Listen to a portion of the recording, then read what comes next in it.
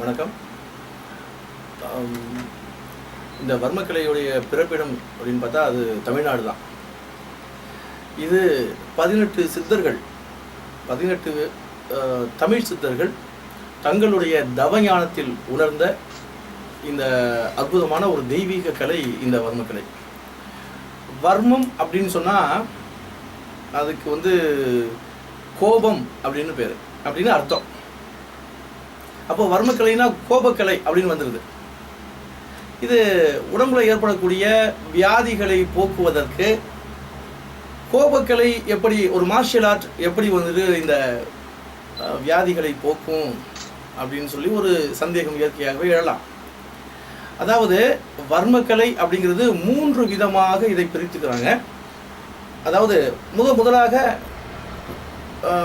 காடுகளுக்கு தவம் இயற்ற சென்ற ஞானிகள், சித்தர்கள், அவர்கள் கண்மூடி தவத்தில் இருக்கும் பொழுது சிங்கம், புலி போன்ற ஆட்கொள்ளி மிருகங்கள் இறை கிடைக்காமல் பசி கோபத்தில் அலையும் பொழுது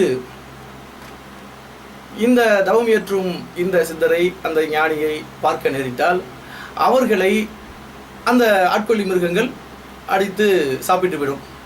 ஆக அப்படி அந்த மிருகங்களின் கோபத்திலிருந்து, பசி கோபத்திலிருந்து தங்களை தற்காத்து கொள்வதற்காக என்னென்ன வழிமுறைகள் இருக்கிறதோ அத்தனை நுட்ப நிலைகளையும் சித்தர்கள் தங்களுடைய தவ ஞானத்தில் கண்டறிந்து, அதுக்கு சில நுட்பங்களை கண்டறிந்து அவற்றை செயல்படுத்தினார்கள். இது வர்மக்கலையின் முதல் தொடக்கம்.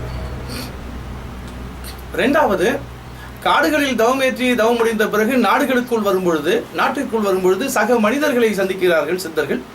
அப்போ அங்கே காட்டில் அந்த ஆட்கொள்ளி மிருகங்கள், புலி, சிங்கம் போன்ற மிருகங்களின் கோபத்தை விட இங்கே இருக்கக்கூடிய மனிதர்களுடைய பொறாமை, போட்டி பொறாமை, அந்த அதனால் உண்டாகக்கூடிய அகங்காரம், கோபம், இதையெல்லாம் பார்த்து சக மனிதனின் கோபத்திலிருந்து தற்காத்து கொள்வதற்காகவும், தேவைப்பட்டால் அவர்களுக்கு எதிர் தாக்குதல் நிகழ்த்தி தனக்கு அவர்கள் மீது ஏற்பட்ட கோபத்தை அவர்களுக்கு புரிய வைப்பதற்காகவும் உருவான விஷயம் வர்மக்கலையின் 2வது நிலை.